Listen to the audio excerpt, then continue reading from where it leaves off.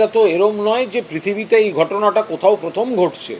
তো পুলিশ প্রশাসন আছে, কোনো জায়গায় কোথাও একটা আপত্তিকর পরিস্থিতি তৈরি হয়েছে, তো পুলিশ সেটা দেখছে। কোনো এলাকায় কোনো কারুর মধ্যে কোনো মতপার্থক্য হতে পারে, কোথাও একটা সংঘাত হতে পারে, সেগুলো খারাপ জিনিস। পাড়ার লোক, পুলিশ প্রশাসন এরা সবাই গিয়ে সেটা সামলে দেন। আর কিন্তু যারা ইট ছুটছিল বা পাথর ছুটছিল তাদের সঙ্গে কথা বলার ক্ষেত্রে একটা সম্ভাবনা তৈরি হয়েছে, তার কারণ পুলিশের তরফ থেকে পুলিশের ডাকে তাদের মধ্যে কয়েকজন আসে, তাদের সঙ্গে কথা বলার চেষ্টা চলছে এবং বলতে বলতে দেখো আবারও উত্তেজনা।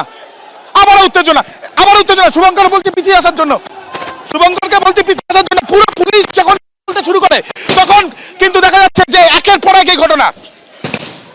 কি কথা বলতে যাবে পুলিশ, কথা বলার জন্য তাদেরকে যখন ডাকে তারা আসে, তখন ফের এই যে কথা বলার যে সম্ভাবনা তৈরি হয়েছিল সেই সম্ভাবনা এই দফায় ভেস্তে গেছে বলা যায়। সম্ভাবনা তৈরি হয়েছে, সেই কথা বলার সম্ভাবনা চোখের সামনে তুমি দেখতে পাচ্ছ যে ছবিতে ধরা পড়লো যে যখন কথা বলছে পুলিশ সেই সময় মুড়ির মতন পাথর উড়ে এলো পুলিশের উপরে তখন, এবং মুড়ির মতন পাথর শুধু চড়ে এলো এবং ফের আহত হতে হলো একজন মহিলা পুলিশ কর্মীকে। পাল্টা পুলিশের তরফ থেকে টিয়ার গ্যাসের সেল ফাটিয়ে তাদেরকে বোঝানোর চেষ্টা চালানো হচ্ছে। এই যে যারা দুষ্কৃতী একের পর এক এই পরিস্থিতি তৈরির পেছনে তারা রক্তাক্ত করলো পুলিশকে, ভাঙচুর করলো, বাড়ি গাড়ি সেগুলো ভাঙচুর হলো। আমরা জীবন রক্ষার জন্য আমরা লড়াই করে পারছিলাম না, কি করব।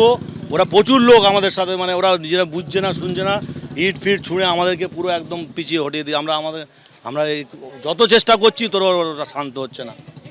আর আমরা তো কি অবস্থায় পড়ে গেছিলেন আপনারা? আমরা মরণ বাঁচনের অবস্থায় পড়ে গেছি, কি করব। আমরা যতটা পেরেছি লড়েছি। আমাদের একজন ডিসি সাহেব আহত হয়েছে, সার্জেন্ট সাহেব আহত হয়েছে, আমাদের একটা লেডি কনস্টেবল, এই লেডি একটা কেএইচজি, ওনার মাথায় ইট পড়েছে।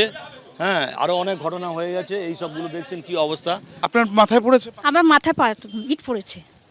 নিচ থেকে যেতে গেছি, পালাতে গেছে, সেই সময় ওরা যেখানে সেখানে পাগলের মতো ইট ছুটছে, তখন সেই ইটটা এসে আমার মাথার মধ্যে লেগেছে। হঠাৎ করে এই পরিস্থিতি তৈরি হলো কেন? মানে অতিরিক্ত বাহিনী কি থানাতে ছিল? তারা কি কাজ করতে পেরেছে? তাড়াতাড়ি কাজ করেনি, অনেক দেরি হয়েছে করতে। মানে তবু যতটা পেরেছে আমাদের এখানকার এলাকার স্যারেরা সামলানোর চেষ্টা করেছে, কিন্তু ওরা মানে প্রচুর 100-150-র উপরে ওরা লোক, ওরা অতটা সামলাতে পারে নাকি আমাদের এই কটা সোর্সে নিয়ে।